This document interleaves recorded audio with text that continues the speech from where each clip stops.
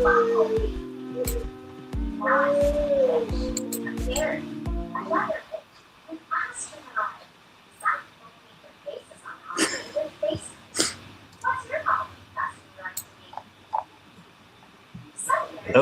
Ooh. Hi. That was a little rough start, wasn't it? Sorry. A bit slow today. I'm all right. I'm all right. Hi, everyone in the chat. We have a few people here. It took us a minute to get started, but we're here. I'm babysitting again. He's watching Miss Rachel. You know, Miss Rachel is on the 10 most wanted list of anti-Semitic people. Miss Rachel, out of all people, I think she's like number 2 on the list. That's crazy, right? Yeah, that's one of the barometers of our time. You could say one of the little canaries in the coal mine. You know, this is the kind of person that is being successfully targeted by Zionists, or that like they're literally trying to go after such an innocent woman publicly, and people can kind of jump on that bandwagon and vilify her. It is a huge sign of the times that we're living. It's like, how do I get, if Miss Rachel's on the list, how do I get on the list? It seems like the list you want to be on. You think we'd have learned our lessons? All these people that are trying to make us out to be Holocaust deniers or lack of unsympathetic to this kind of thing. There was a whole thing about putting people on a list in certain places and doing things to them, right? And apparently we haven't learned any lessons about that. You know, let's just continue putting people on blacklists and then disappearing them. Yeah, it's like the people on the list want to make their own list. Mm-hmm. And we make lists about them, but we don't really have the same kind of ruthlessness for whatever reason. So how you been this week? That? I've been all right. Yeah, I need to make a post so I can get $7,000, Lance. Because my refrigerator is broken. So, ain't that a blip? Yeah. I got an appliance repair person to come look at it, and they said it would cost $1,000 to repair it. I said, isn't that the price of a refrigerator? Nice. Yeah. Perfect timing. You know, right before the holidays. Right before, yes. Right. Well, I'm not thinking about Christmas. I'm not into that like that. But right before it's time to pay property taxes, that's my thing. Property taxes have tripled in the last 3 years. Being a renter is pretty shitty, but there are certain things that I don't have to deal with, like cutting the grass or paying property tax. Yeah, sometimes that's a good thing because it is a hassle. Or shoveling snow. It's been real goddamn cold down here in Windsor. There's for like the past 3 weeks, it's been polar vortex has collapsed or whatever, I guess is the thing going on. So looks like this winter is going to be a brutal one for a lot of us. Well, here winter kind of passes through, says hello, and then it's gone. Mm-hmm. It's just like every couple of days, it's like, you know what? Let me go visit Louisiana, see what they're doing over there. But it doesn't last long. That's what it's kind of been like in Windsor lately. The winters have been a lot more mild, so like maybe a little bit of snow comes, but it's a lot more rain than snow most years now. But this year, it's like there's a big, like a decade, once in a decade kind of winter, or once in a century, something like that. So we should talk about the weather one day. We kind of we sideline that whole climate change topic. I don't know if you want to get into that one day. Cloud seeding and all that good stuff. Yeah, it gets a little bit people get at each other's throats with that kind of conversation. It'd be nice to be able to go there without kind of getting on a list. Mm. Here we go with those lists. Well, I can't stay long. One, because I have the baby. He's in there watching Miss Rachel. Yeah, But I can't stay long either. I have somewhere I gotta be. Unfortunately, I couldn't. I have something I gotta go pick up and then something I gotta drop off, and there's no way that I could do this except for at this time. So I'm gonna have to. We're gonna have to try and be quick. We're not so good at that, but what are we talking? yeah, all the stuff that I have prepared, like I'll just do it next week, I guess. Okay. Look, is anybody tired of the Candace and Erica beef yet, or are we Oh, we're still tired. I was tired. are we When still it invested? started. Yeah, I'm a little bit annoyed that this is what so many independent media commentators really need to invest their time in, and is definitely, while there are some interesting insights and revelatory things that people should kind of like about the Zionism and stuff, and how the right wing is duped and all that stuff. It's, for a lot of us, it's nothing new. Like, we've been telling that story for years, but for those younger audience members, people being influenced by the far right, that's the kind of story that they need to hear. I'm just not thinking that a lot of those videos Oh, can be shared with those people that they want them to be shared with. It's a bit of like a probably waste, more of a waste of time than people realize. hmm. Yeah, I mean, because everybody's giving their hot takes, and I'm like, oh, gosh, there's so much going on, so much more than that Yep. foolishness. So Sean brings up a good point.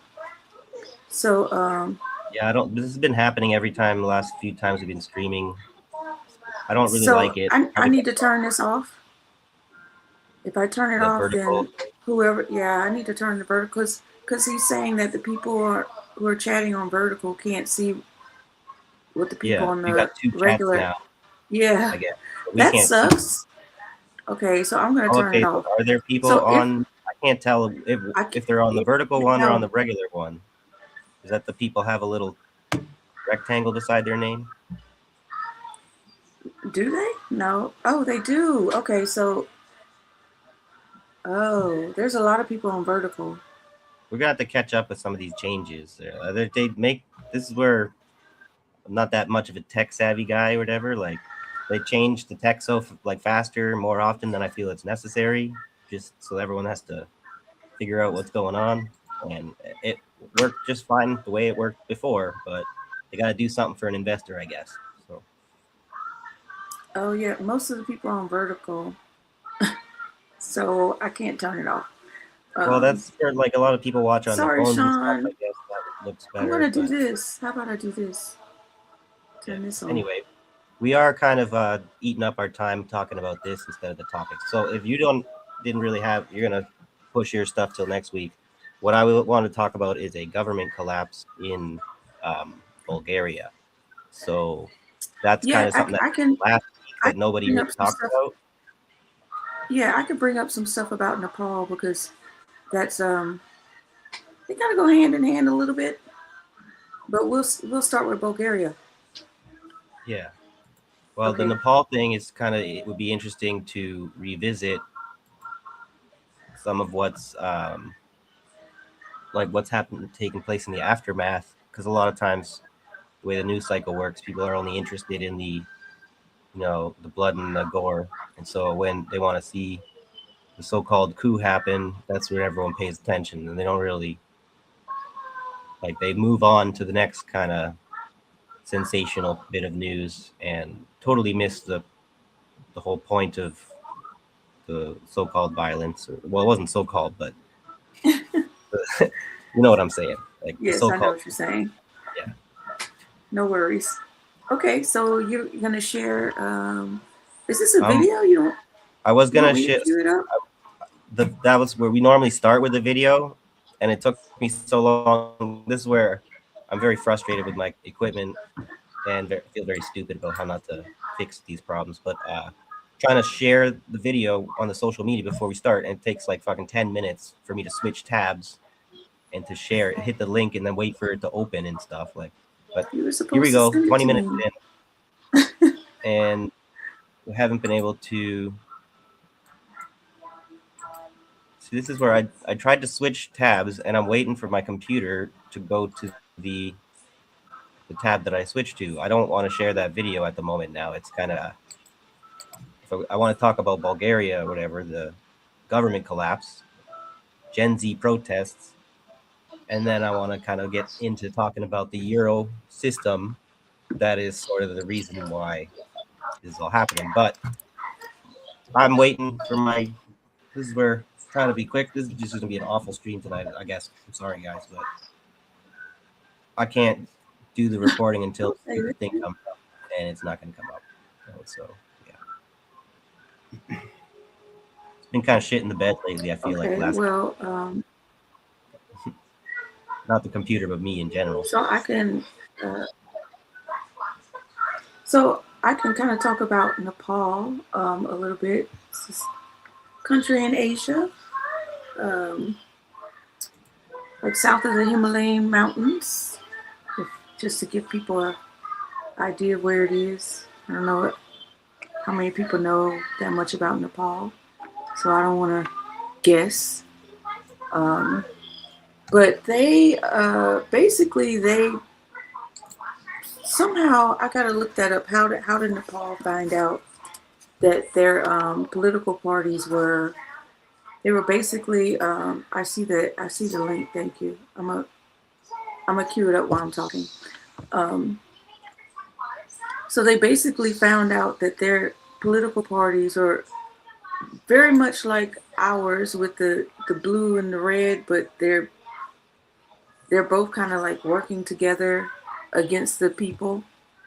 I don't know how they discovered that, but they were pissed, and and they were like burning shit down, like the Capitol and all in the streets. They basically overthrew the government, and I Weird was thing like, about the dang, why can't we be weird, so bold? well, but the weird thing about the Nepal political parties is like their names are, they got like Maoist parties and Marxist Leninist parties, at least in name.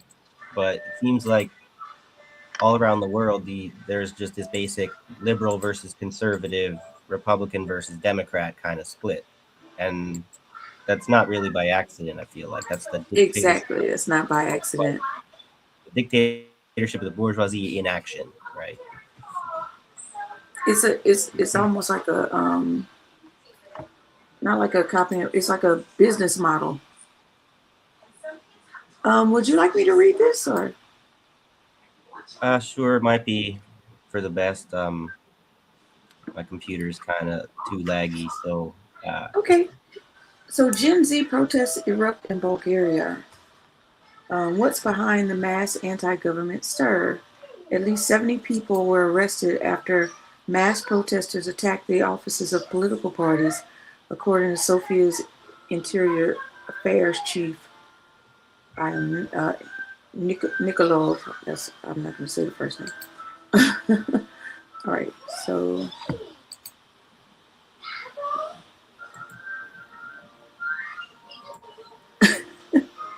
yeah, apparently Bulgarian someone's names being sound like silly. Ukrainian and Russian. So All right, so protesters shout slogans during a demonstration organized by Bulgaria's opposition PPDB coalition against the proposed financial framework of the country's budget outside the parliament in Sofia, Bulgaria, December 1st. So that's what the picture is portraying there. Oh, and this is from December 2nd, 2025, just so you guys know. Tens of thousands of young Bulgarians, largely from Generation Z, had taken to the streets in capital Sofia and other major cities to lead the country's biggest anti-government protest in years. At least 70 people were arrested after mass protesters attacked the offices of political parties, which I've mentioned already. Why has Gen Z been protesting in Bulgaria? The unrest, which began in November 26, broke out over demand of the ruling coalition's resignation amid growing frustration over a controversial 2026 draft budget and endemic corruption. Why couldn't we do this after the big beautiful bill? Because we're We're not too being complacent. orchestrated by the CIA to do it. That's why. Right. So, oh, I should be doing this so you can see the chat. Here we go. All right. The protesters organized their demonstrations through social media platforms like TikTok and Instagram and used slogans such as Gen Z is coming for you and give us a reason to stay. Right. So give us a reason to stay. Just a little context. Bulgarians are like a lot of economies, like just like Nepal. Actually, is a great comparison. There's no economic prospect for them to stay in Bulgaria, the young generation. So they are actually en masse kind of leaving for job opportunities. So they're like a migrant worker.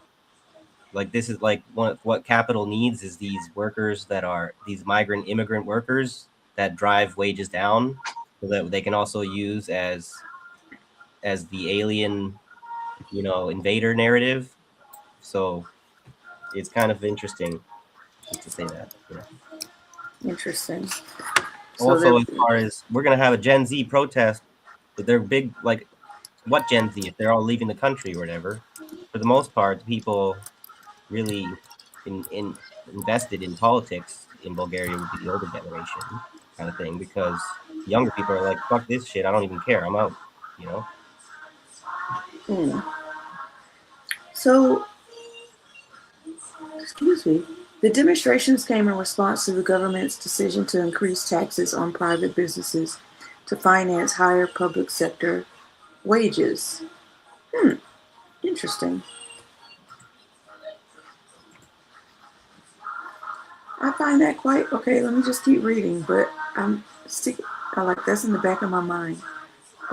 So other factors responsible for protests: the Bulgarian government's decision to adopt the euro as the country's official currency from January 1st, 2026, is being deemed a major reason behind the protests.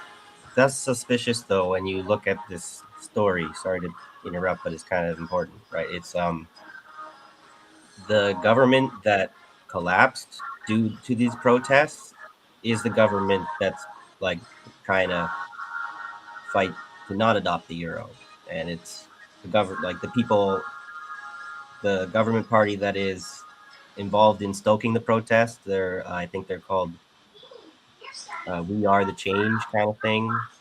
They're the Social Democrats connected to Macron's European Parliament, whatever.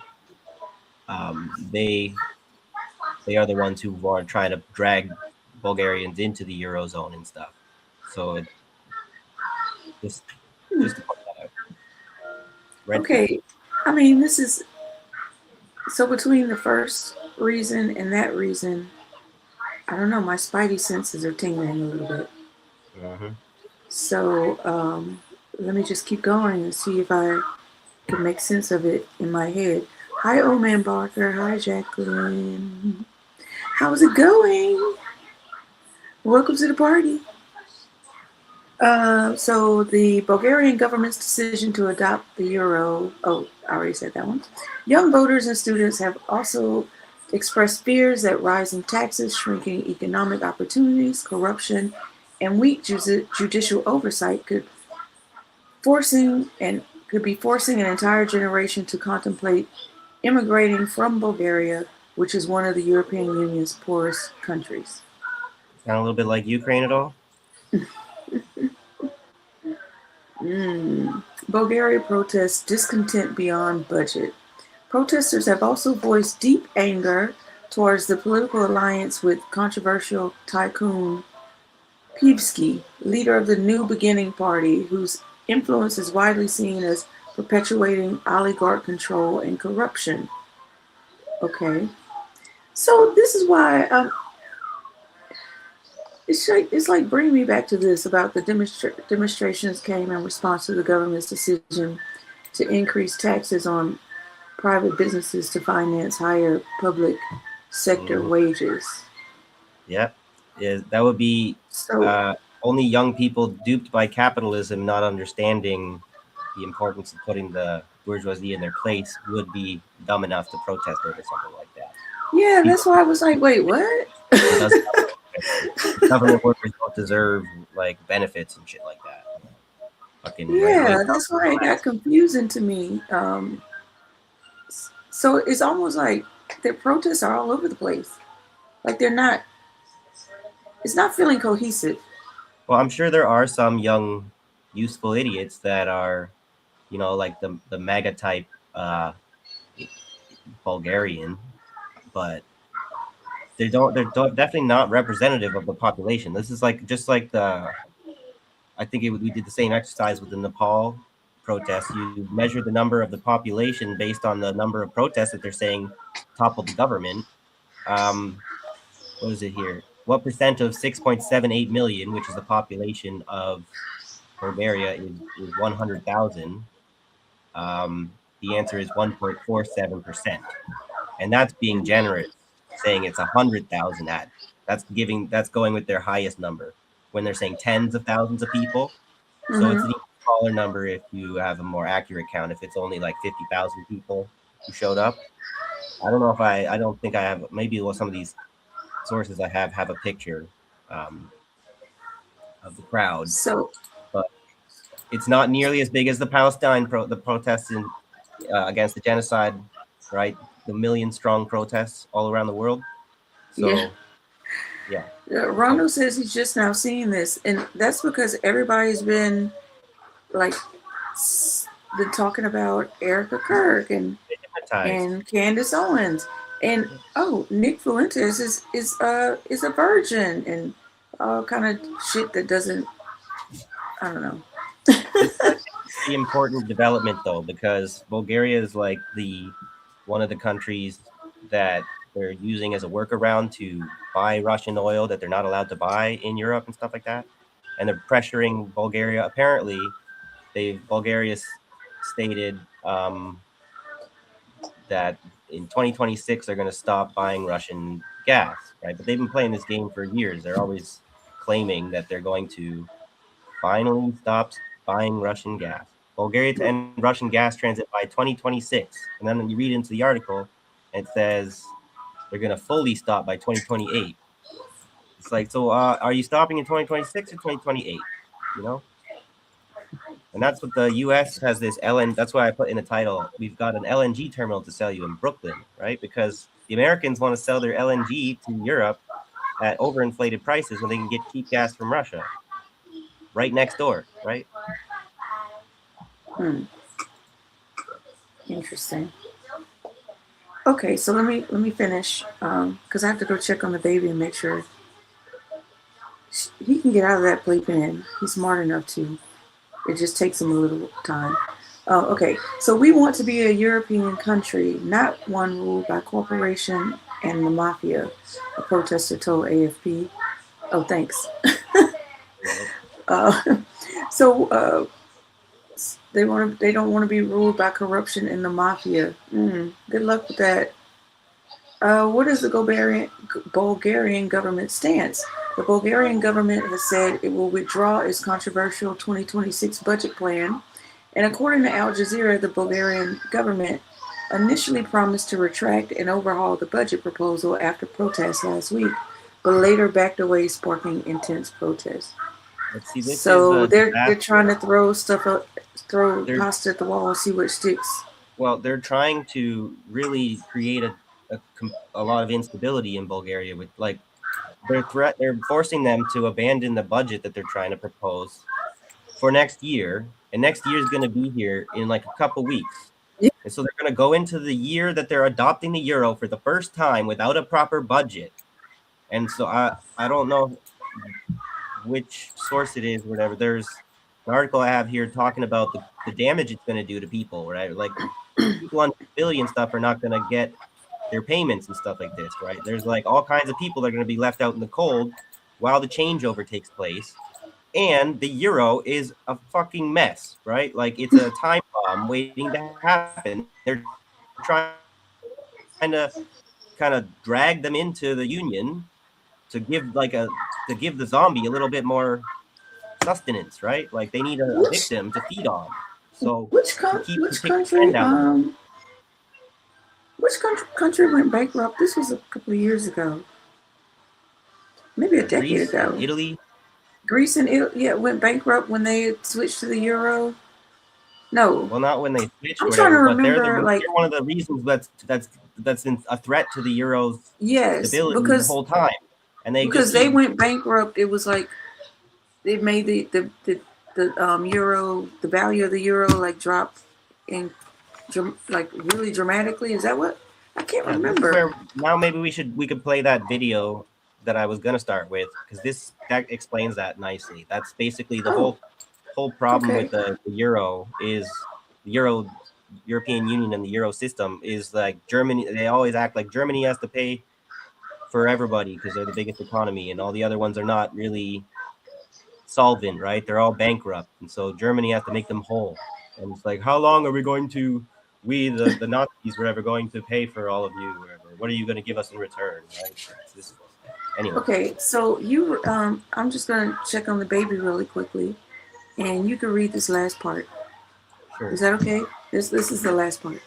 Keep Okay, I'll going, be right back. Extrapola, and Sean, and everybody. I haven't said hello to. My bad. Hello. So Gen Z protests have erupted globally in 2025. In Nepal, students sparked a deadly uprising in September against social media bans and elite corruption, forcing the prime minister's resignation after parliament was set ablaze. Morocco's Gen Z 21 movement rallied unemployed graduates demanding health. Oh, sorry. Hold on. There you go. Morocco's Gen Z 21 movement rallied unemployed graduates demanding healthcare and education reforms amid World Cup spending, while Madagascar's Gen Z Mada ousted President Andry Rajoelina over chronic utilities shortages and inequality. Similar revolts also hit Peru, Indonesia, Kenya, Bangladesh, Serbia, Mexico, and the Philippines. And this is a nice little list, if you will, of the targets of the American empire, besides Venezuela, which is another thing. It's important that we, have some understanding of what's developing with the blockade of Indonesia and everything. All of that is very serious and very important to pay attention to. We have to, same thing like we did with Gaza and the focus on Israel and stuff. We can't get tunnel vision about these stuff. We have to. It's more to the benefit of the empire for us to only focus on one of the theaters of operation that they're involved with in when there are actively destabilizing people all over the world, right? And if you can track all of that activity, you can make just as strong, I think, an even stronger case than you can if you just say, look at this one bad thing they're doing here. So I muted you up here. I have time to. Video? Yeah, there. Sorry, say again. I just muted you. Oh, Right, did you send me the video? uh, yeah, it should be in the private chat. The video is the first link I shared at the very top. I don't have that. Okay, I'll send it again. The other ones, everything, I only have one video. Everything else is all reading. So this is where I gotta get back to having good video quality to share with you guys. So not everything has to be reading, and it gets a bit boring for some people. But I think it is maybe a good thing also. Some people watch only the videos for their news content. They don't really do actual reading anymore. Maybe get back to reading, right? Yeah, I'm a big video person, and you're a article person, so it kind of works out. Yeah. Well, I mean, I still read articles, but it's not something you like so much think to share with the audience. It's maybe not. this is the this is the worst. Look, I keep getting this Tim Tebow commercial about Are you Life calling up that Surge or video? something. Did you see? Yeah, Yeah, I got it. I got it. I was waiting for the ad to finish, and it yeah. just gets on my nerves. That's what I'm saying. Hit the little I, block ad. It is faster than waiting for the skip button to come up. as long as your computer Oh, is not okay. lagging. I didn't hear that. My bad. Well, All I right. said it a few months ago and stuff. Here we go. All right. Sorry for the gradual pace of the show tonight. Here we go. The euro was never a currency, it was a gamble. And now the bet is turning sour. Southern Europe's bonds are drifting away from Germany's again, just like before the 2011 crash. Hedge funds smell blood. The ECB is sitting on a mountain of toxic debt, and taxpayer backed stability funds are quietly propping up the illusion of unity. Banks are loading up on their own government's bonds as if nationalism can save them from meth. One downgrade, one drought, one energy shock, and the whole Eurozone could splinter. The question isn't if the fracture comes, it's whether Germany lets the South burn to save itself. The euro was never just a currency, it was a bet that wildly different countries could share one wallet and never fight over the bill. On paper, it sounded noble. In real life, it looked more like a rushed wedding in a city hall, where the bride is already checking the exit and the groom is hiding his bank statements. Back in 1992, when leaders signed the Maastricht Treaty, the rules sounded strict. Deficits under 3% of GDP, debt under 60%. Germany nodded. Greece, Spain, and Portugal smiled and said, sure. Everyone knew those numbers were more wish list than reality. But the mood in places like Brussels and Berlin was simple. History over math. Romance over accounting. I remember holding my first euro coin in 2002. I was a kid visiting a cousin in Athens. The taxi driver flipped the new coins in his hand and said, half joking, same son, new money, same problems. I laughed. He did not. He already felt what the spreadsheets in Frankfurt tried to ignore. Germany exported cars and machines. The South exported hope and borrowed money. Here's So, the euro isn't backed by any gold or anything, right? It's kind of like the American dollar. Well, it's like I don't know if you'd say it's backed by the currencies of the member countries, but they all kind of peg their like they use the euro instead of their currencies. But I think they still have their currencies. Like they haven't like they keep them in the bank and stuff, but then they just I don't know. It's all complicated, but basically the euro Lance said they're backed by unicorns. it's backed by the U.S. dollar, right? We can call it the euro dollar system. So the whole thing about that the LaRouchites are the ones who are really pushing this, put an end to the Atlanticist alliance or whatever, like fuck Europe kind of Victoria Newland attitude that you'll hear from people like Jose Vega, right? The LaRouchites. So what I'm saying is they're trying to get America and Russia to actually work together instead of America and Europe. But America and Europe are like they're going down together, right? They're like lovers for all of time. They're the white supremacist alliance is not going to work with the Asiatic Russians. You know what I mean? So it's Right. if So that they you were said just the logical, they would maybe abandon them, right? Each other, but they're not. They're irrational, right? uh, borderline psychopaths. Um, so So you because all said the Americans euro are is backed by the U.S. dollar, and yeah the U.S. dollar is back. So I'm by going to the euro, back this up yeah. again because 'cause when he was talking about hopes and dreams, I thought, oh, Because I went too far. when they're all talking about the de-dollarization that China's been driving and everything. The American dollar is really weak now more than ever, right? But what are the Americans doing? The investors and stuff, they're investing in Europe as their safe haven. That's Mm. kind of what they've done historically. So whenever you make a run to try and de-dollarize whatever the world system, they have this entire plan in place. They know what they're doing, right?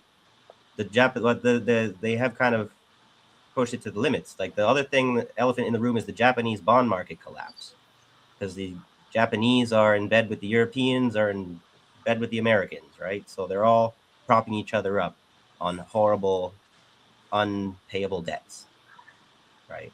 and they're going to ultimately use socialism to save capitalism They will do the again. socialism for the poor, or capitalism for the poor, or socialism for the rich. You know, Exactly. it's a All right. dictatorship So in action. So yeah, here they're saying Germans are exporting cars and machines. I backed it up a little bit. Cars and machines. The South exported hope and borrowed money. Here's the trick no one explained at the time. One currency means one interest rate. In 2005, Greek 10-year bonds traded only a tiny bit higher than German ones, about 0.25%. For investors, Athens suddenly looked almost as safe as Berlin. So cheap money flooded south.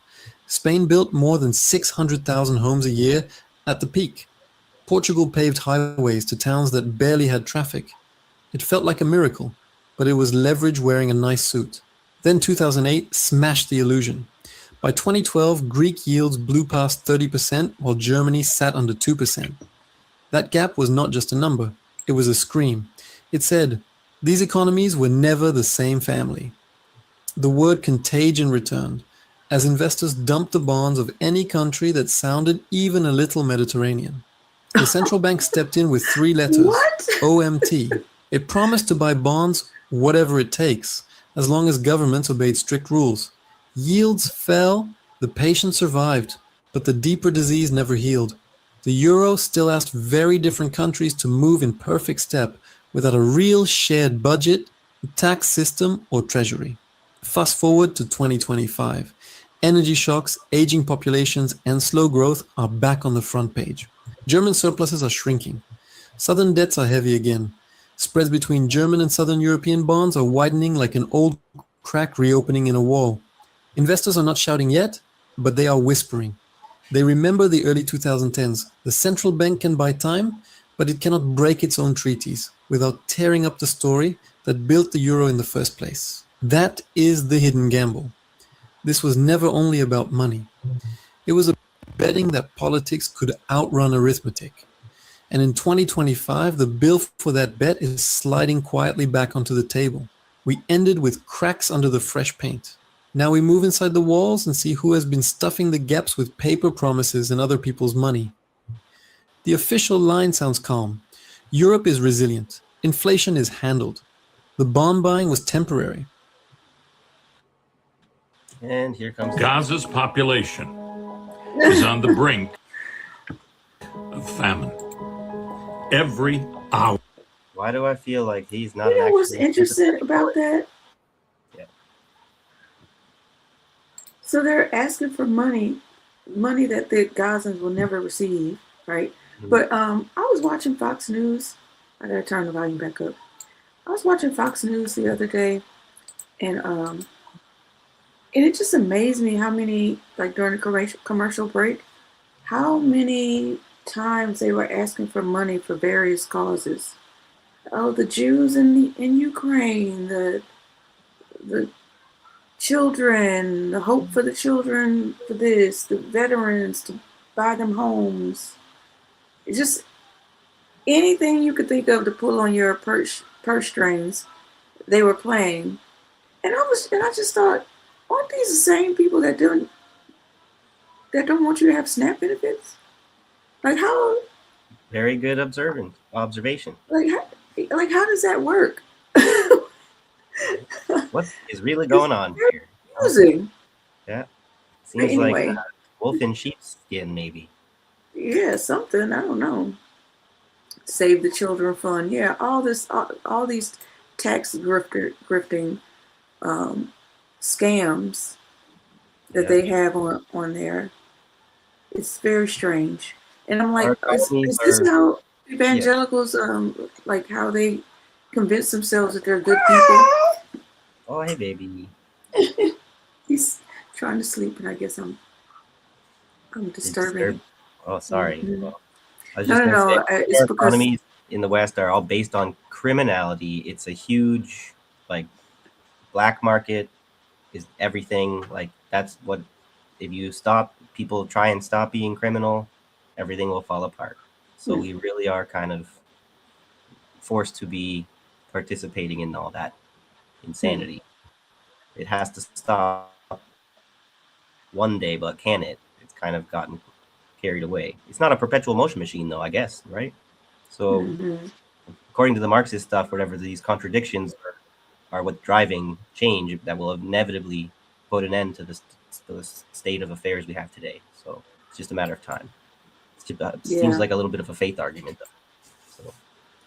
Yeah, I think I never evangelicals. I've never seen that before.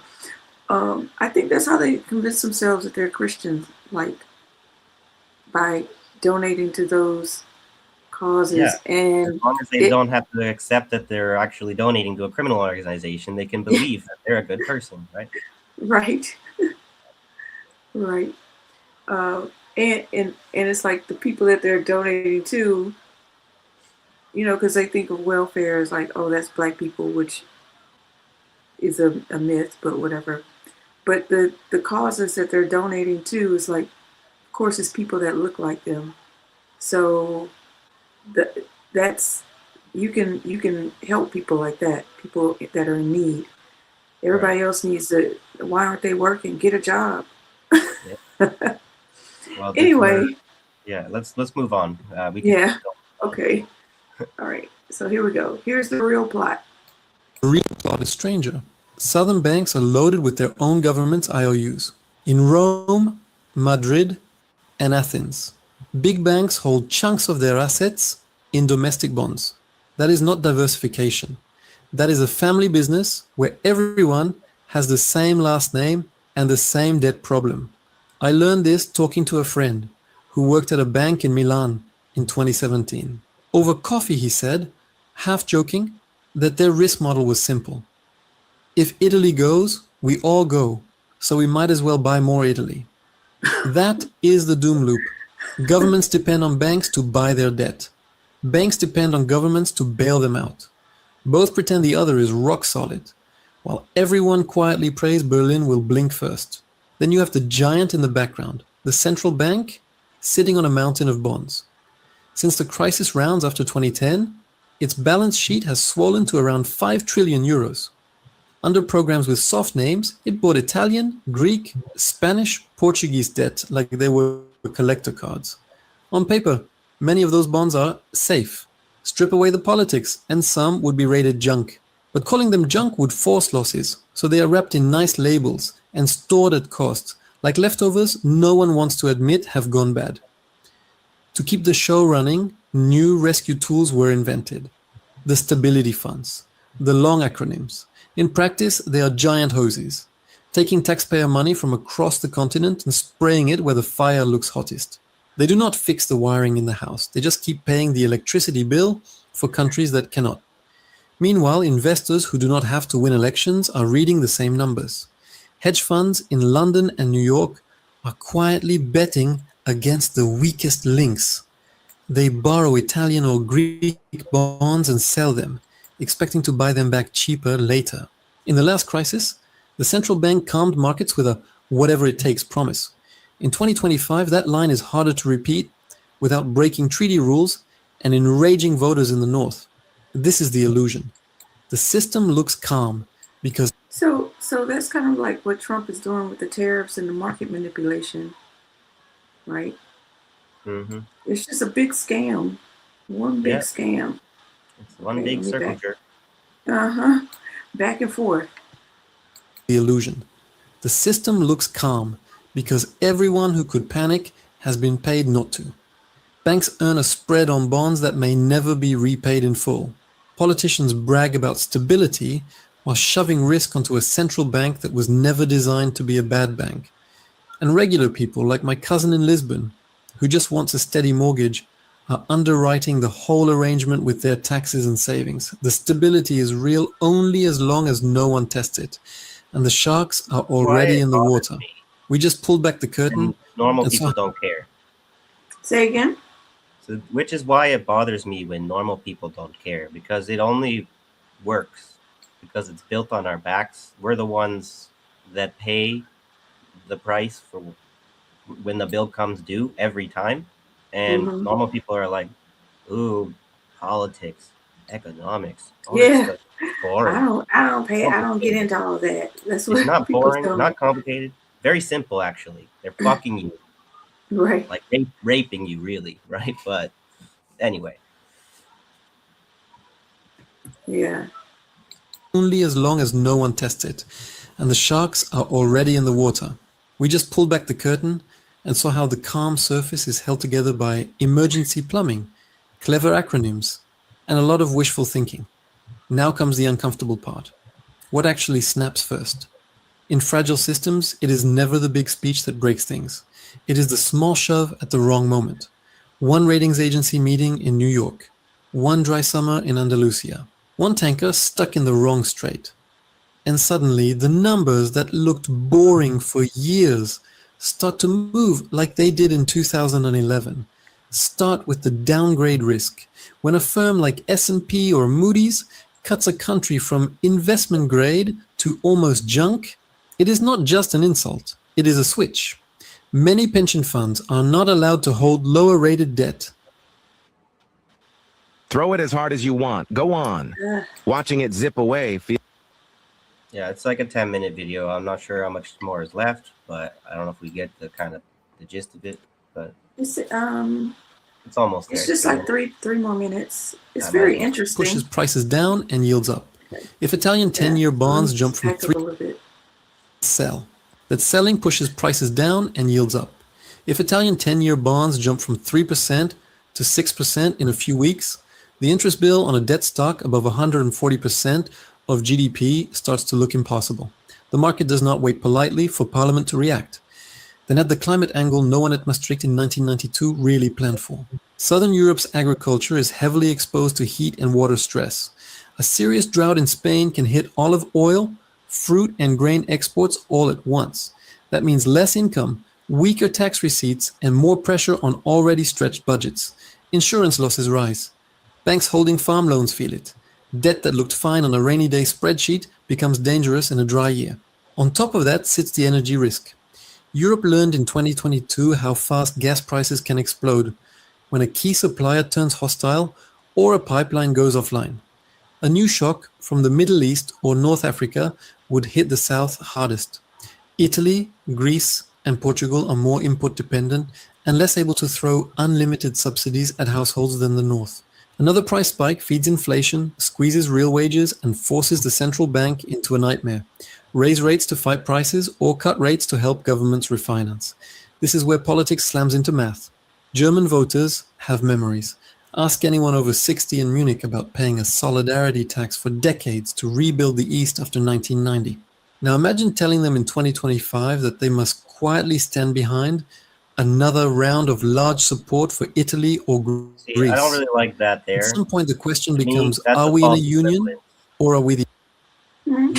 He's trying to equate reparations for war damages with solidarity tax, whatever. Like, it's very disingenuous. And then he's trying to say that this situation where they're going to have to pay the debts of the Southern Europeans, that they're like the Northern Europeans basically have the Southern Europeans financially under their thumb. They're dominating them as much as they can. But then the Southern Europeans are like, if you don't, that we're going to use our bad debt to fuck you over, right? So then they're not necessarily as like they have ways to push back, right? So, but to say that that situation is the same as Germany having to pay East Germany or whatever for like I missed that destroying part. everything, I think I was like, I don't know. That's I missed that part. I was still thinking about um, the most volatile countries. I was trying to remember what they were. I think it was like Italy, Portugal, and Greece. right. But this is where It was I think the Portugal. I guy was trying to who remember. I think the guy who So made this video is called like the market historian. So as much as they have some interesting insight, they have some good work. It is important to remember that they are most likely a capitalist. yeah, I didn't hear that part unfortunately. But that is a really weird comparison. Yeah, but in his mind, it's probably pretty normal and logical because it's about odious debts that I'm trying to make money off of this market, and these people are trying to screw me or whatever, right? All capitalists are at war with each other. That's fun thing about this system. It's not just a class war. There's like a class war within the class war on both, Yeah, we right? The kind of talked about proletariat that that with votes itself, and so is the capitalists. So anyway, greater Greater India, Greater Russia. Remember that? yeah, Teaming up. And it's then I'm if you like, stop okay, well then, competing, you die kind of stuff. So everyone is just on a treadmill, whether you're a capitalist or a worker. So all right. fun stuff. Okay, one more minute. Oop, oop, what did I just do? I'm fucking it up. Hold on. At some point, the question becomes, are we in a union or are we the ATM? The anger is not one-sided. In Rome and Athens, firebrands are already asking why their economies should be locked to a currency steered from Frankfurt. When unemployment among young people stays above 20% in some regions, while the rulebook in Brussels says no extra spending, it does not feel like a partnership. It feels like house arrest with direct debit. Caught in the middle is the central bank. If it buys too many bonds in a panic, it risks being accused of breaking treaties and doing hidden fiscal transfers. If it refuses, it risks letting yields spiral and banks fail. Save the currency and risk its own reputation, or protect its reputation and risk the currency. That is not a technical choice, it is a regime choice. In 2011, the panic was a warning shot. Capital controls in Greece, emergency summits, late night deals, all of that was the trailer. The difference in 2025 is simple. The system is older, the debts are larger, the climate is harsher, and the patience is thinner. The fault line between North and South has not moved. It has deepened. So the real question is no longer whether the euro is irreversible. The real question is brutal and simple. When the pressure becomes unbearable, does Germany once again stretch to hold the structure together, or does it quietly decide that saving itself is the only way to stay standing? Well, we've seen how the U.S. So has ensured 2000, Germany can't really do that. That's the whole keep Russia out, Germany down, and America in, or whatever it is. That's still the strategy. so Black Friday gift speeds your retainer at the top. sorry, I can hear this in the background. Okay. Wow. So 2011 is when that all of that happened. So first it was us in like 2008 when we had to bail out the banks, right? That was 2000, Yeah. 2009, I think, 2009. And then 2 years later, they had a fallout. Is that correct? 2011. Okay. Interesting. Right. So I'm not sure where we want to pivot to there next. I put an article about Europe's next financial crisis could be the big one, but we did just kind of the video maybe explain that just as well as the article would. So if you want to get the next link I shared was about we could do a little history lesson to get back to Bulgaria a little bit because it's very interesting how like the history it's like a forgotten history that's kind of telling, right? They were um, the article I shared is called "From Nazi Ally to Enemy in a Week: Bulgaria, September 1944," from lefthorizons.com. And so the Bulgaria was participated in the Holocaust, wherever they were allied with Nazi Germany. They whatever killed like 10,000 Jews or 12,000 Jews or something. And but then the Soviet Union was like encroaching on their border. They were kind of ready to declare war, and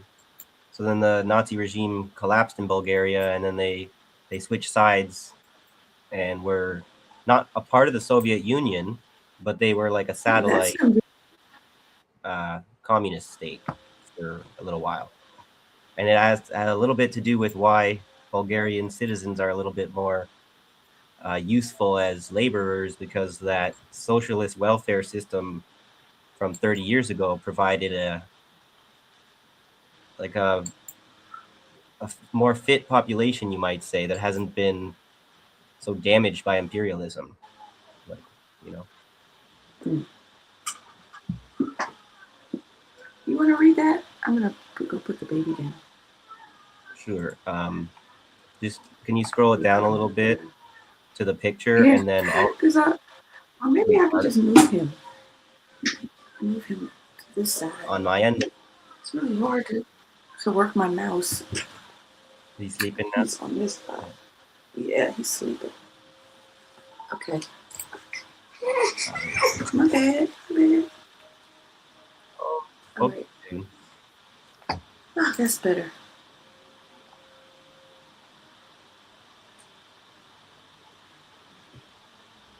Okay, so I'm just gonna read on my end, and then you scroll down as I get there. So articles from September 7th, 2024, but it's historical materialisms, not necessarily news stuff. So, but from Nazi ally to enemy in a week, Bulgaria, September 1944.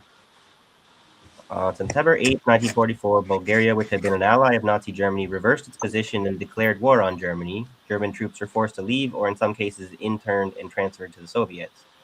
Bulgaria had begun the war as neutral, but as Hitler moved against Yugoslavia and Greece, it was forced into alliance with him in March 1941, although many Bulgarians despised the forced alliance. As a reward, this is similar to Finland's history, maybe some in Ukraine. As a reward, Bulgaria was awarded those parts of Greece, Macedonia, and Yugoslavia with mixed Bulgarian, Greek, Albanian, and Serb populations, which temporarily gave the government a nationalistic boost. The country even symbolically declared war on Britain and the USA, but when the Nazis invaded the USSR, Bulgarians refused to take part. Bulgaria's partisan movement. Bulgaria was the only German allied country to see the birth of a partisan movement to oppose government cooperation with the Nazis. The backbone of the partisan movement, of course, was the Communist Party, which had been driven underground in 1934. After the German defeat at Stalingrad, the party found that they had the support to begin a low-level insurgency in 1943, which involved seizing weapons and killing isolated regime officials. An indication of how low-level the insurgency was can be seen in their hold-up of a train in the Sredna Gora Mountains, where one of the passengers was the vice president of Bulgaria.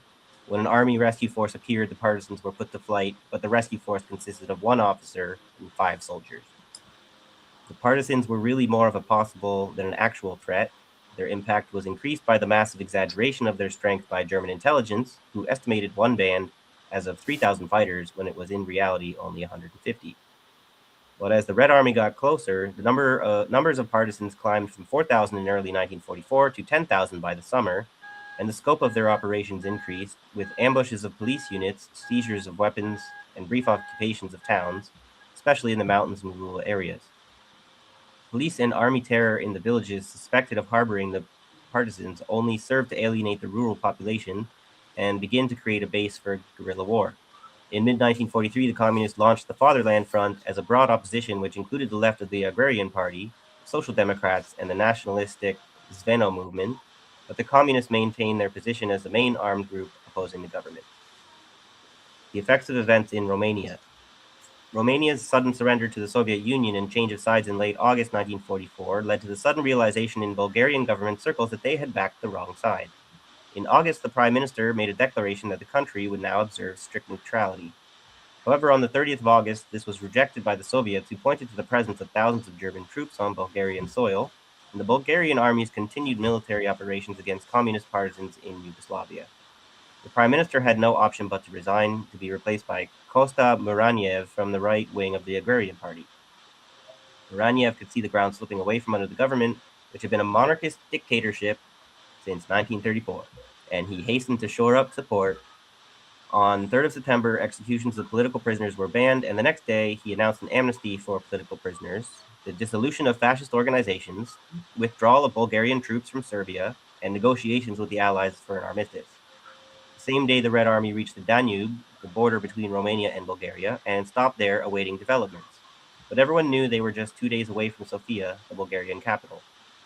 Retreating German formations began to be harassed and even arrested, and in turn, with fighting between formerly allied German and Bulgarian units in occupied Macedonia erupting on the 4th of September. The Soviets were not impressed with the Bulgarian government's weak and vacillating treatment of the German forces and suddenly declared war on the 5th of September. The Bulgarian Revolution begins. This was the signal for a full-on revolutionary upsurge in Bulgaria, beginning with a demonstration of students in front of the Ministry of Justice, demanding freedom for political prisoners, who then marched to the Soviet embassy, attacking the German embassy along the way. The next day, a much larger demonstration protested outside the hotel housing German officers, who drew their weapons and fired into the crowd, with police arresting hundreds of demonstrators. So this revolution, compared to this so-called protest collapsing the government here, stark contrast, all right? Just mentioning. On 6th of September, rebellious sailors freed imprisoned communists in the port of Varna, and a tram strike took hold in the capital. I have an interesting story about, I don't know if we'll get to it, so I'll just try and briefly mention it. That's interesting. The mayor of Varna is arrested and charged with corruption and everything, and they had like a protest to spring him from jail. Like, why can't we do that kind of thing? Because we're not motivated by the CIA. So, but they had a really expensive bail, I guess, that they had to pay, and they crowdfunded within hours to pay for his bail, right? So it's like a dude who went to the States, like to Washington, D.C., to get his education in economics, and to the city of London, and then went back to Bulgaria and to become a free of corruption mayor. And then, so that's just a whole very interesting rabbit hole. I don't think we're going to get to it. Yeah. Uh-oh. Look up Mayor Kotsev, whatever, if you want to know more. So let me see. I don't know if I'll have to try and speed read here, because I'm trying to get out of here by like 7:45. I got to get going somewhere. Sorry. But where was I? On the 6th of September, rebellious sailors freed imprisoned communists in the port of Varna, and a tram strike took hold in the capital. That the workers had lost their fear of the dictatorship and its police was shown in a huge strike of the tobacco workers, who in 1940 had led Bulgaria's last serious strikes, followed by a nationwide railway strike. On the September 7th, coal miners in Pernik also stopped work. Strikers stormed the prisons and set free the inmates. Muraniev's government was suspended in midair.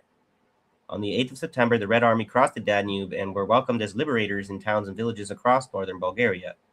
The journal Fourth International reported that in Bulgaria, the entrance of the Red Army troops was the signal for a mass uprising. We read in the dispatches of the red flag waving over the government buildings as well as over thousands of homes. We read of the immediate arrests of the fascists by the armed people and the holding of huge mass demonstrations in the cities, of a railway strike that paralyzed the government, of the military authorities losing effective control. Wouldn't it be nice to see some of the fascists being arrested today? Desperately, Muraniev tried to maintain his and the capitalist hold on power. On September 6th, the head of the German military mission was told that all German troops must be out of Bulgaria by midnight on the 7th. The anti-Jewish laws were repealed, and eventually, late on the 8th of September, Bulgaria declared war on Germany. Speaking of anti-Jewish laws, Bulgaria, unfortunately, has a very strong relationship with Israel. I think that's where we'll read the next article about that, and then I maybe will run out of time. So the country thus found itself in a unique position for 24 hours of being at war with Germany, Britain, the USA, and the USSR at the same time. Now that's just hilarious. That's very interesting history for me. I don't know anyone else, but now whole regiments and garrisons across the country mutinied and arrested their officers, and the Bulgarian soldiers occupying northern Greece began to desert their posts. On September 9th, the Soviets announced a ceasefire, issuing leaflets and posters proclaiming that the Red Army has no intention of fighting the Bulgarian people. Before the Red Army reached the capital, the Fatherland Front decided to organize an uprising in Sofia and throw the Muraniev government out of power. At 2 p.m. on the 9th of September, a mixed force of mutinous soldiers, military cadets, and partisans seized key points across the capital and arrested Muraniev and his ministers. It was all done in an hour. The dictatorship that had ruled Bulgaria since 1934 was gone in a puff of smoke. Revolution blocked by Stalin and the Stalinists. This is where I kind of, the long article to read, but I think it's relevant, interesting history. I'm not sure which kind of left horizons is, but they at least sound like more than just social democrats, or they sound like socialists or communists to me, but I have to do some diligence.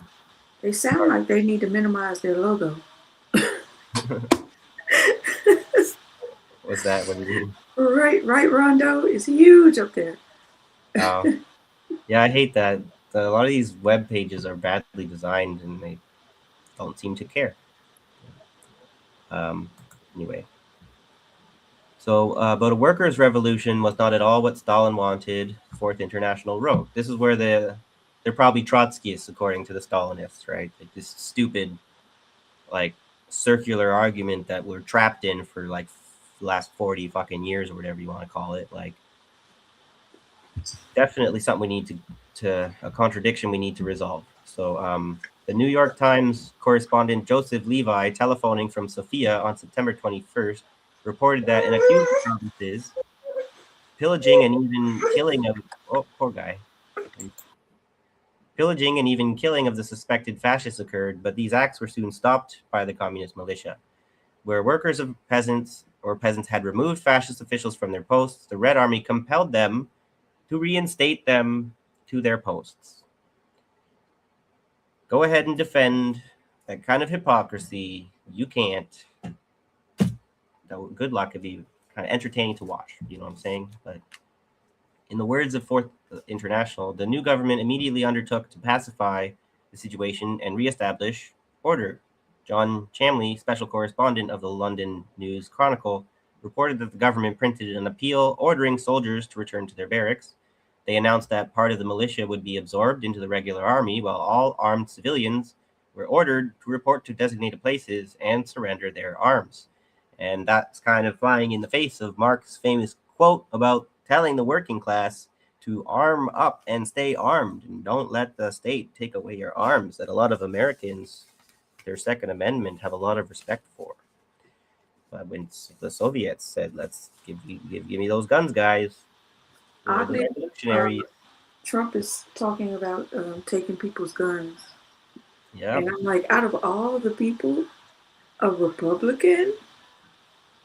This is like one of those endless conversations. They will always kind of try and take our guns. We will always need guns, I guess. I don't know. Maybe that's a bad take, I feel like. But for right now, the period of history we're in right now, don't let the government take away your guns. I don't really care what ideology they claim to represent. Right? I don't have guns because I grew up in Canada. We were like not a gun culture, but I've learned about the world, and I'm like, fuck, that was a mistake. I really need to know how to shoot. But now I need to find the money. Yeah. What a conundrum. Yeah. So anyway, let me finish up this article here. I'm running out of time. So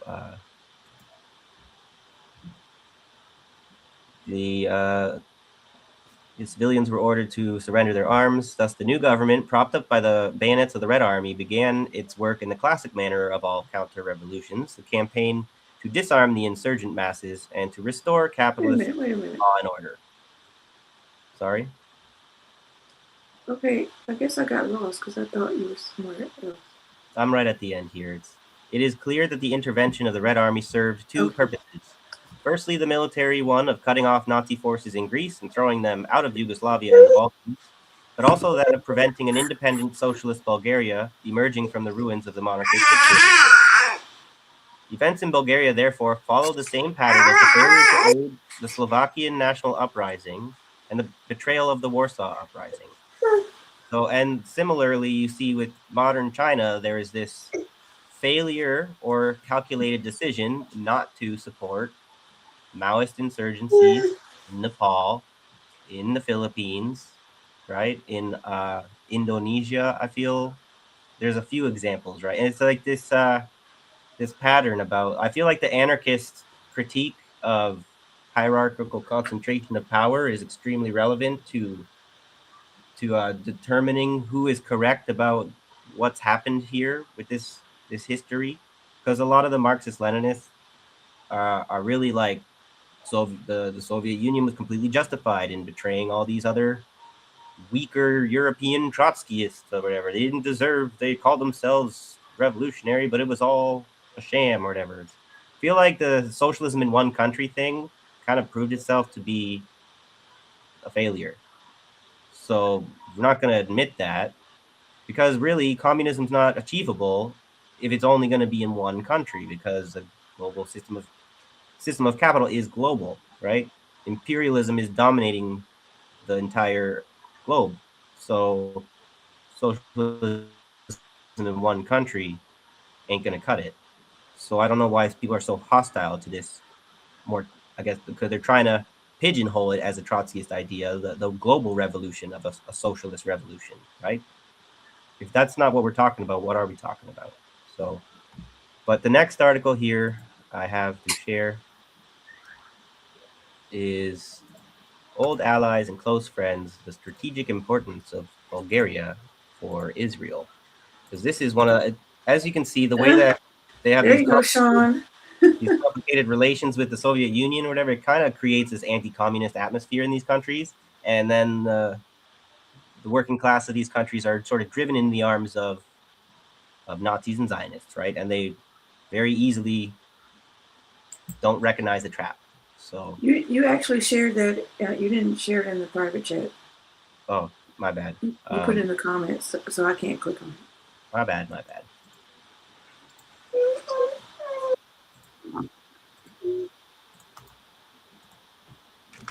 Okay, there's that. Thank you. Yep.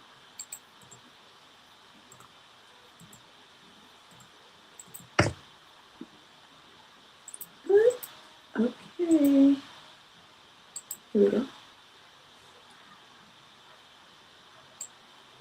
I could share a couple more articles with you. There's a lot that I'm not going to be able to get to, but if you wanted to try and cover some of these articles, but then you got the baby, so maybe we'll just wrap early, kind of thing. Yeah. I have to change them. Yeah. Okay, so you need a cutest little thing. So handsome. In that case, let's move right along here. Let me get set up. Okay, here we go. Old allies, close friends, the strategic importance of Bulgaria for Israel, from August 21st, 2024, by Professor Efrat Aviv and Dr. Petar Stoilov, probably Zionists. So, executive summary: Bulgaria is one of Israel's most reliable partners in the world, particularly in southeastern Europe. Two countries enjoy excellent relations and cooperate in the fields of politics, security, economy, trade, as well as in the fight against anti-Semitism.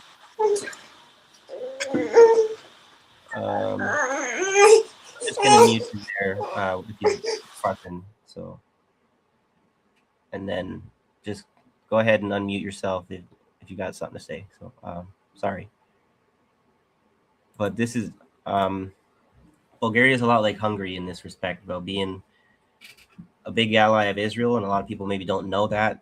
So then they think what Hungary or Viktor Orban saying is really cool right now, whatever. But if you're an anti-Zionist, connect the dots. So Bulgaria exerts influence in the Balkan region and helps mitigate the negative impact on Israel deriving from Israel's complicated relationship with Turkey. Bulgaria serves as a gateway through which to introduce Israeli policies, business initiatives, and energy projects to the Balkan region and Europe as a whole. In these challenging times, Bulgaria remains a key strategic partner for Israel in southeastern Europe. In July 2023, President Rumen Radev emphasized this by stating, "There exists a genuine sense of friendship and understanding between the peoples of the two countries based on deep cultural and historical ties, active partnership, and mutual trust." Blech. Bulgaria has a history of low anti-Semitism and has consistently supported the Jewish people, except for that whole, Holocaust bit. But its saving of the Bulgarian Jews during World War II was an unprecedented act that sealed the bond between Bulgaria and the Jewish people for eternity. At the time, Bulgarian politicians from across the political spectrum, members of parliament led by Dimitar Peshev, the Bulgarian Orthodox Church, writers, lawyers, doctors, artists, journalists, many other prominent public figures. So, upper middle class, bourgeois, maybe. And many other prominent public figures stood up for their fellow Jewish citizens and opposed the government's plan to deport them. As a result, all of Bulgaria's pre-war Jewish community who lived within the country's borders, nearly 50,000 Jews, remained alive. A total of 11,343 Jews living in Bulgarian-occupied territories in Macedonia and Thrace were deported to concentration camps with the participation of Bulgarian authorities. After 1948, most Bulgarian Jews left Soviet-allied Bulgaria and immigrated to Israel. According to the Israeli Central Bureau of Statistics, Bulgarian Jews constituted 5% of all new immigrants in the 1948-1954 period. They created a living bridge between Bulgaria and Israel that has lasted for decades and should continue for many years to come. Following the October 7th atrocities, Bulgaria demonstrated strong institutional support for Israel. The government condemned Hamas's terrorist attack and expressed unwavering support for Israel. So they did the whole licking of the boot exercise very effectively, right? Very graciously. The National Assembly building was illuminated with the colors of the Israeli flag as a sign of solidarity. Bulgaria granted permission to Israeli citizens to fly to Israel and use the same planes to return without any restrictions and at no additional cost, while the rest of the refugees around the world are given the worst kind of treatment, treated like criminals and often left to die and all that stuff. But these guys, let's make sure that we pay their way. Right? So a prayer for peace was held at Sofia Central Synagogue that was attended by the president, the chairman of the National Assembly, and other high-ranking officials, along with leaders and members of all religious faiths, ruling majority members, and ambassadors.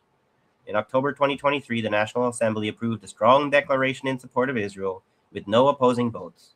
In November, Bulgarian PM Nikolai Denkov met with Israeli PM Benjamin Netanyahu and President Isaac Herzog in Jerusalem, reaffirming Bulgaria's full support for Israel and belief in Israel's right to self-defense. A group of Bulgarian MPs visited Kfar Aza, Sderot, and the Shura military base to witness the aftermath of the October 7th massacre firsthand, participating in some of the worst kind of atrocity propaganda imaginable. Very, very honorable and brave of them, you know. There's also, maybe I could mention, there's an annual march in like one of these Nazi torch marches like that Ukraine has, like honoring the Lukov March. Bulgaria's capital takes last-minute steps against the pro-Nazi Lukov March, right? So they have to like ban this thing every year, but then it still happens anyways. And then just like the American police and stuff protect like Nazi protesters in the US in the name of free speech and stuff, they'll have police escorts to allow these people to still kind of do these marches in a civil manner, right? So Bulgaria is a very like bipolar place, I would say. They got a lot of these these Baltic nations. There's a lot of like rich socialist, communist history. A lot of these, there's that whole thing about the Judeo-Bolshevik alliance, wherever there was a lot of Jews that supported socialism, a lot of socialists that supported Jews, right, and were fought against the fascists. But there is also a deep, like, popularity of all this fascist nonsense in a lot of these Baltic countries, right? They're very guilty of all this. So it's important to understand that when you look at politics, right? So as anti-Semitism surged in the rest of Europe in the wake of October 7th, its manifestations in Bulgaria have been limited to occasional hate speech on social media. Bulgarian universities have adhered to sound academic practices and provided a platform for Israeli voices to be heard. On April 5th, 2024, the UN Human Rights Council adopted an anti-Israel resolution condemning Israel for the war in Gaza, opposing its right to defend itself, and demanding that it be subjected to an arms embargo. Bulgaria was one of 6 countries, including the United States and Germany, that voted against the resolution. I want to know. I want to know these 6 countries. Right. Yeah. Well, we can look What's that up. What's the other 3? Why they leave the other 3 out? Right, but we could look that up or maybe you have time to do that right now. But this is where I'm saying, when you learn this kind of stuff about how awful their stance is on some of these things.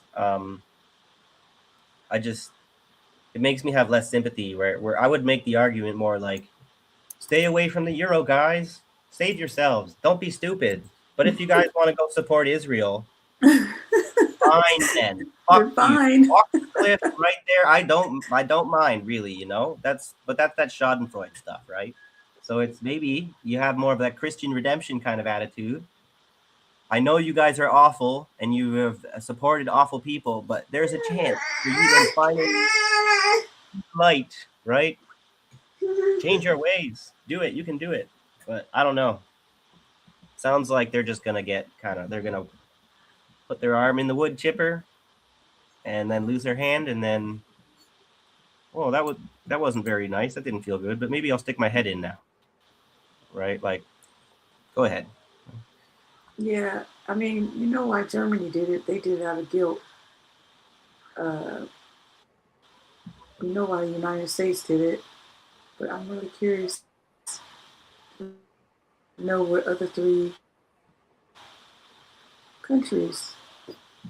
But the working I'm class trying to look it up, but try and kind of maybe have better advice for the working class of Bulgaria or whatever. Like the right thing for them to do is to ensure that they do not adopt the euro next year.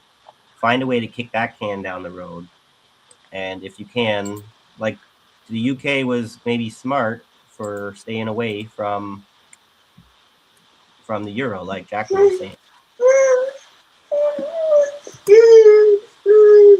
UK has its own kind of very special relationship with the United States. Not much praise to be said of the British governments. So, hey, what's up, John? Been a while. hi, John. Well, I mean, I saw you the other day, but like since I've seen you in our chat here. So, but let me finish off or find a place to end on this. I got like 45 minutes. Well, actually, maybe a little. I don't know. Might be late if I cut it that short, but. Okay, I have the countries if you want to before you go Oh yeah, on. good. So Argentina, Bulgaria. Yeah, I know, right? Argentina, Bulgaria, Germany, Malawi, Paraguay, and the United States. I think we gotta take a gander at Paraguay. Paraguay. Might be some Nazi shit going down in Paraguay. History lesson. We don't talk about certain countries very much. And then the Argentina. That's a very Nazi-sounding group of countries. So. Yeah. Okay. So I'm going back to the. There we go. So that was a strong demonstration that Bulgaria continues to be one of Israel's most dependable global partners. Boy, how great for them.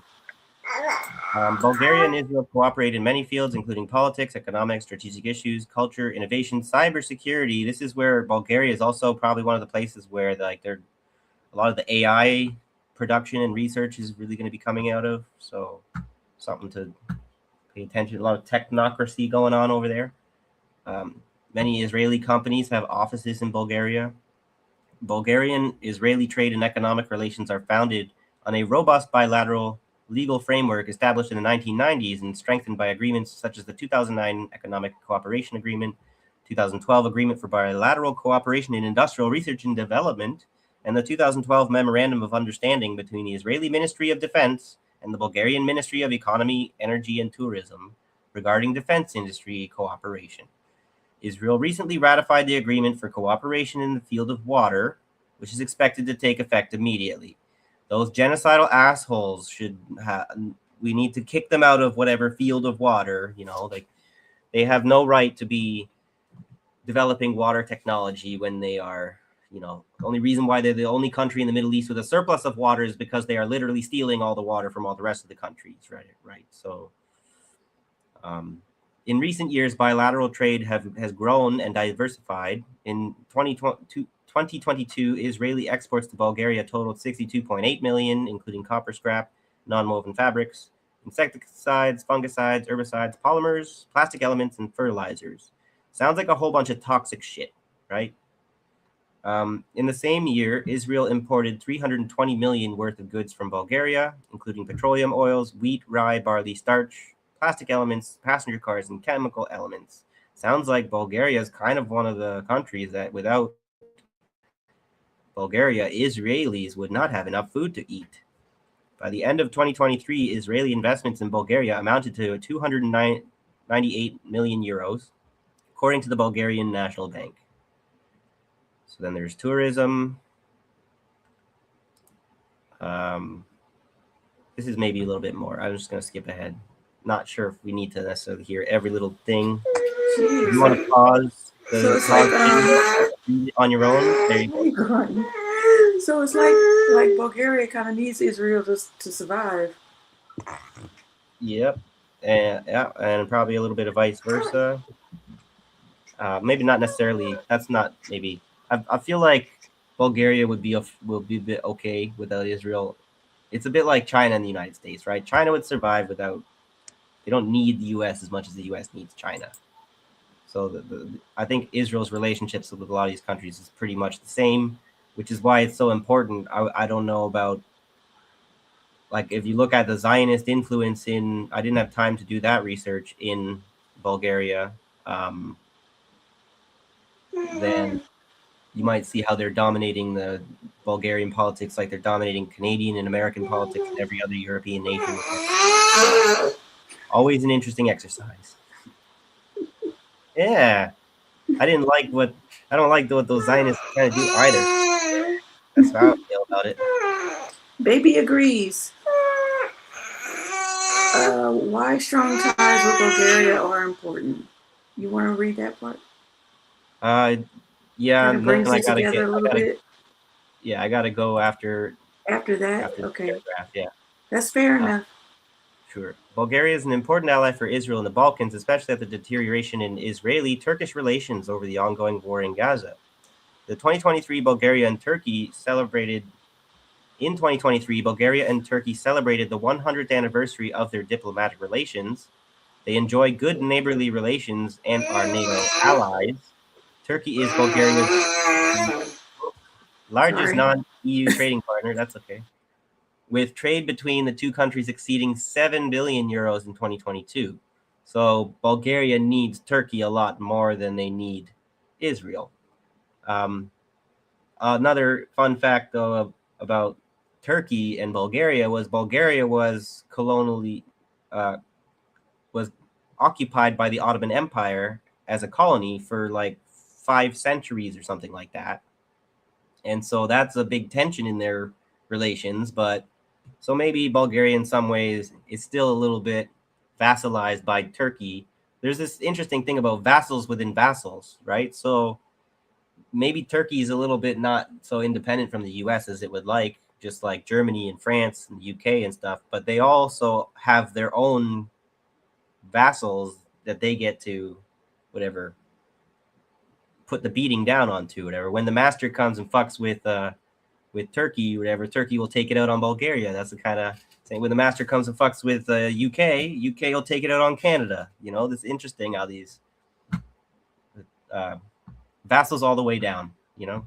So where was I? Bilateral tourism is also significant. Bulgaria supports Turkey's EU membership bid and is often referred to as Turkey's gateway to Europe. They're also Russia's gateway to Europe and everyone else's gateway, China's gateway to Europe, right? When regional and global challenges arise, Bulgaria and Turkey look to each other for mutual support. After Russia cut gas supplies to EU nations via Ukraine, the two countries cooperated to ensure the energy security of southeastern Europe, with Turkey playing a crucial role thanks to its LNG terminals. Bulgaria is in the middle of several EU energy corridors and has its own extensive network of gas pipelines. This positions Bulgaria as an important transit country for potential pipelines that could transport non-Russian gas to Eastern as well as Central Europe, which would help Europe reduce its dependency on Russia. On May 2nd, Turkey's trade minister announced that it was freezing all trade with Israel due to the war and humanitarian crisis in Gaza. Trade turnover between Israel and Turkey amounted to over $7 billion in 2023. To bypass these restrictions and maintain the flow of Turkish goods to Israel, importers are considering routes through European countries like Bulgaria and Romania. So the whole thing about Turkey with their we're going to freeze all this trade with Israel, right? Well, that's how, just like the workaround with the Russian oil and the sanctions to Europe, Turkey has the perfect ability to continue trade. All that trade will just continue with Israel by going through Bulgaria, which will benefit Bulgaria as the middleman, of course. But they're kind of a weak enough country that they're not really, as the middleman, in much of a position to dictate too much, right, to either side. So That's so interesting how they do that. Like, yeah, I'm protesting Israel for sure. But I'm going to use another country. I'm gonna drop this stuff off in Cyprus. If they get it, they get it. So I'm sorry that I have to leave it there. But maybe we could pick up on this next stream a little bit. But it's always hard to. Then we end up talking about old news when more new stuff is happening. Well, I have so much stuff. Yeah. I have, since we couldn't meet, which is a good thing we didn't meet, because I told you my mom got stuck in the bathtub.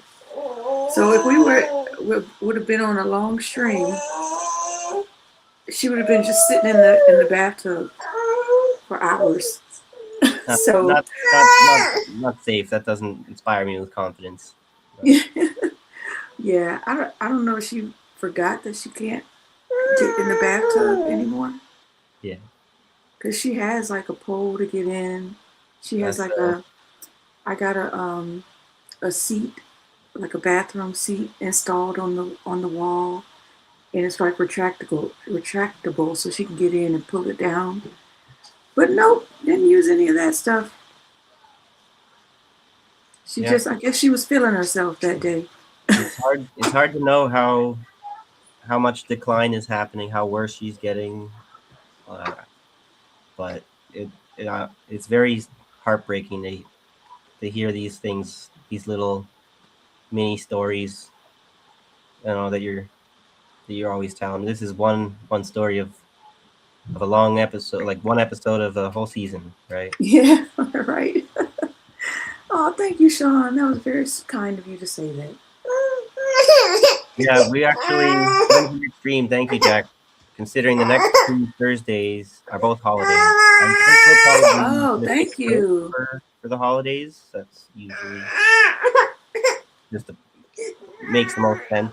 Maybe if we're Monster Hunt would give you a bonus holiday stream when everyone else is off. I don't really think we'll have the time for that. Maybe. But if we don't see you, we'll probably be seeing you in people's chats and stuff. But have a good Christmas or whatever it is that you celebrate. Enjoy your holidays. Are you work on Wednesday? Wednesdays? Wednesdays, no. I work Friday, Saturday, Sunday, Monday. So we could do it Wednesday. If wait, what's the holiday? Oh, that's whatever Eve though, huh? Yeah, we'll probably, I don't know. We should have thought about that before we got on the stream. We're not prepared at all. Well, maybe we'll get back to you. We'll see. We'll make up our minds, talk about it, and then we'll let you know. Tuesday, maybe. Yeah, don't keep your hopes up. No promises, right? Yeah. Maybe we'll get one more episode in before the holidays. But either way, we'll see you in the new year. We're not going anywhere. I might just throw some stuff up, just so like they could watch it, at their leisure or whatever. Because if we wait too long, all the stuff that I have, it's gonna be old news. Yeah, I know. That's what I was saying. It is a interesting dilemma, but I think we have to not get too worried about just because it happened 2 weeks ago doesn't mean it's completely irrelevant. Exactly. That's true. We can't get caught up in that, right? Yeah. Well, anyway, happy holidays to everyone. Whatever you do for the holiday season, you enjoy yourselves. Thanks for watching tonight, everyone, and for your continued support. Always always coming back, I'm going to. giving us the reason to keep going. So thank you all. And like the Accord Lord says, stay safe, stay amazing, and stay you. It's a great, It's a great way to end the show. All right. Okay. Bye, everybody. Peace.